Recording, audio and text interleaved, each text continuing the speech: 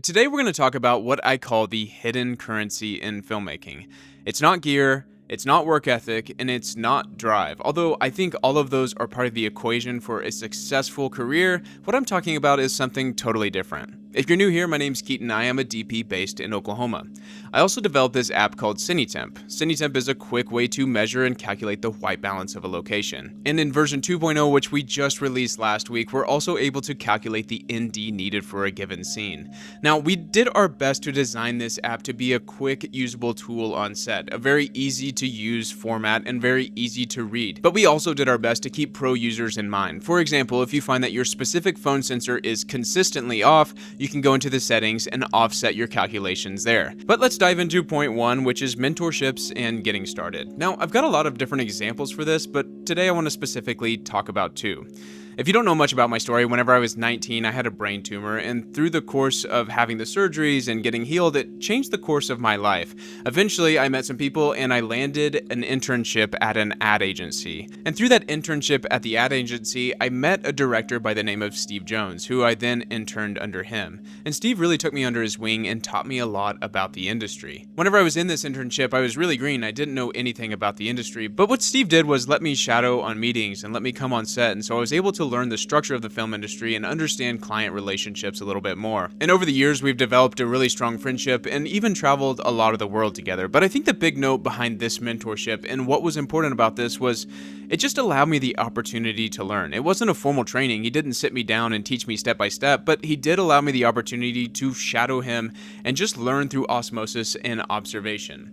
Now, on the flip side, I want to talk about a story of a friend of mine named Clark Underwood. Now, Clark started for me as an AC. It started as a cold call, I think from a DM on Instagram, and he was just looking at getting into the industry and figuring out different roles. Now, these are not my words. He credits me for a lot of the stuff that he knows about the industry and considers me a mentor in that way. But what's cool about Clark is he started as my AC, and then eventually he moved into a different market and he started to direct his own spots and even has his own production company. And what's cool about that is he now hires me to DP a lot of the projects that he works on. We also became really good friends throughout the years, but what I think is really cool about that specific scenario is that mentorship came full circle. Now, let's move on to chapter 2, which is the power of friendships in filmmaking. To me, friendships on set matter, and there's no one that's going to have your back like a friend whenever you're in a tight situation on set. What are we doing here today? We filmed some NBA content. As a DP, a lot of the times I get to help choose a crew, and whenever I'm choosing a crew, a lot of the times I want to hire my friends and the people that are frictionless. In fact, I've got a shoot right now that's 20 days and it's coming up, and I remember specifically talking with the producer just saying, I want a crew that's frictionless and just works. I want somebody that's got my back and I have their back and we're looking out for one another. I want my friends on set because I want it to be frictionless because that will ultimately produce a better product for the end client. I'll share more about that project in the future, but this specific shoot will have a lot of long days, hard days, hot days, in very challenging environments, and I want people that can produce at a high level, some high performers that can produce under pressure, but also have our backs and make it frictionless. Because I've found whenever you have your friends on set, you look out for their back, they look out for your back, and you want to make the best product. I've seen it time and time again that when your friends are on set, you inherently have a little bit more fun, and when you're having fun, the work seems a little bit less hard, and with those two in combination, you seem to deliver at a higher result. Now, you want to be careful that when you hire your friends, you don't want to hire them just because they're your friends. They need to be high performers, but it does make it a little bit easier whenever you care about the people that you work with, which in tandem, you need to keep that in mind whenever somebody hires you. A lot of the times when someone hires you, they're not only hiring you because you can execute on the creative, sometimes they're hiring you because they respect you and they consider you a friend. But stay into it. I just want the hangers in focus. There we go. And you can pivot to the left. We'll lose that light. Evan in the background. There we go. There we go. That being said, sometimes it's good to approach getting hired with that mindset. If someone hires you, respect that and do your best to serve them and deliver a high quality result. Over time, that's how you're going to build a trust factor with them. That brings me on to chapter 3, which is going to be tips for building relationships. Some people just inherently aren't as good or interested in building relationships as others, so I want to give a few practical tips of how to find common ground to build relationships off of.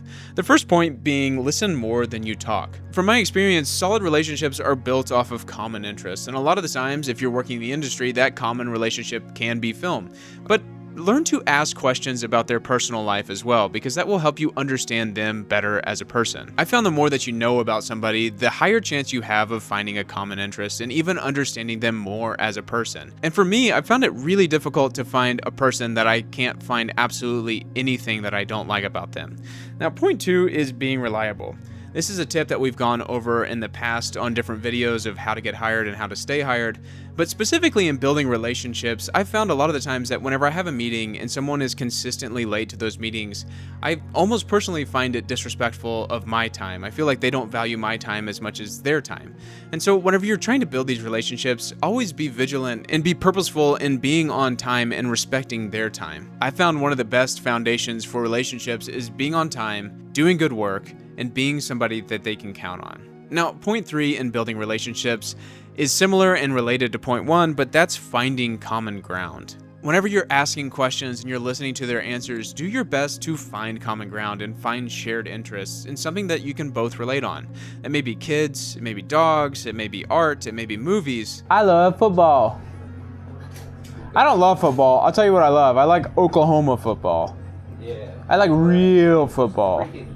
I'm not a football fan, I'm an Oklahoma fan. But what I've found is a lot of the times when you're building these relationships, the first few moments are a little bit more awkward. And so if you can find a common ground, a lot of the times you get those conversations started, those conversations evolve, and eventually you start talking about other things and you find more common interest and more common ground. Now, all that being said, whenever you're going into these relationships, you need to be genuine and you need to actually care about these people. You don't go into these relationships just trying to get something out of them, because people sniff right through that and they see right through that, and that's just distasteful. In ways, this comes down to being a certain kind of person, but you need to be authentic and you need to genuinely care about the people that you're investing in and you're trying to get to invest in you. I think that's something unique about this industry, is that it is relationship driven, but you need to genuinely care about the people that you're investing in and that you're curious about and you want to learn with and become friends with. Because to me, I've seen it happen with other people, is that inauthenticity will cause more problems for you in the future.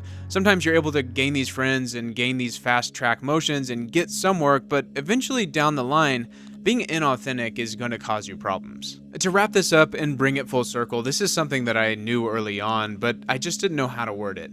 Friendships and mentorships are the hidden currency behind filmmaking, and probably a lot of different industries, because they're the things that will outlast every project. Cameras change, clients change, but the people that respect you, the people that know that you have their back, are the people that will keep calling you for other projects. My name's Keaton. I am a filmmaker. I'm sharing my journey and what I've learned along the way. If you enjoy this video and want to continue growing together, consider subscribing. This is just the beginning of the conversation.